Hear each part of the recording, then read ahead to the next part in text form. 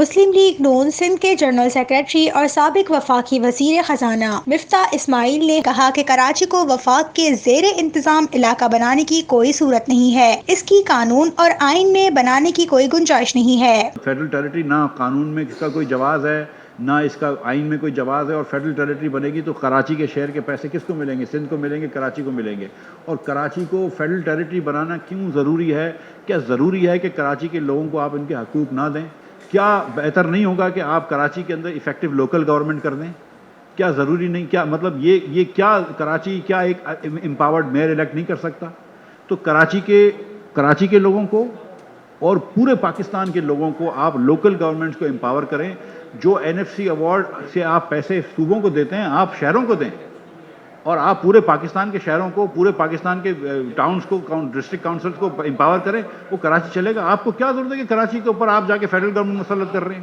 M Q M والے جو ہیں وہ ہمیشہ وزیر تو اپنے رکھتے ہیں، لیکن جب بھی ان کے ذمہ داری ڈالتے ہیں تو بری ذمہ ہو جاتے ہیں۔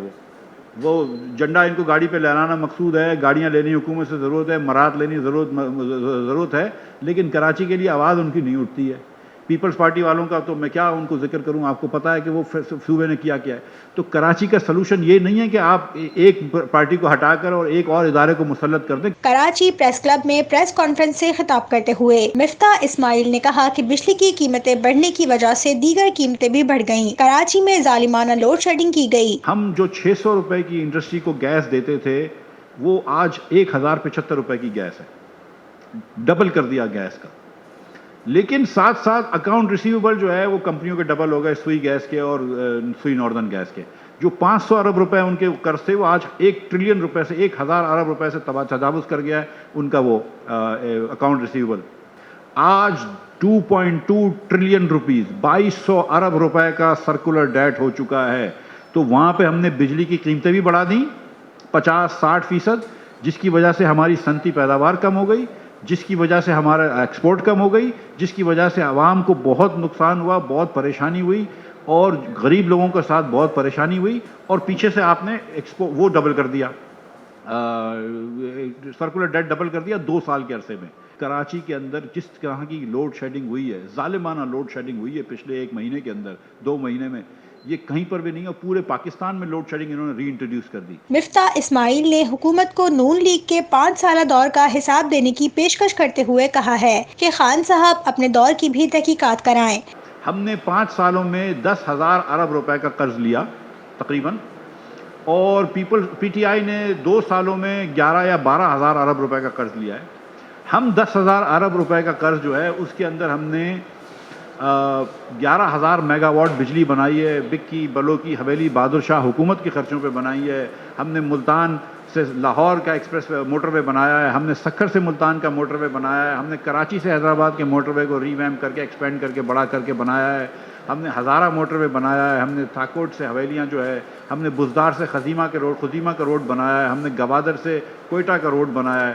تو ایک ڈیولپمنٹ کری ہے، ایل این جی کی پائپ لائنز لگی ہیں، ایل این جی کے ٹرمینلز لگے ہیں، ایک بہت ساری میں نام لے سکتا ہوں جو ہم نے چیزیں کری ہیں۔ ٹرانسمیشن کیبلز لگے ہیں کراچی سے لے کر پنجاب تک، لاہور تک۔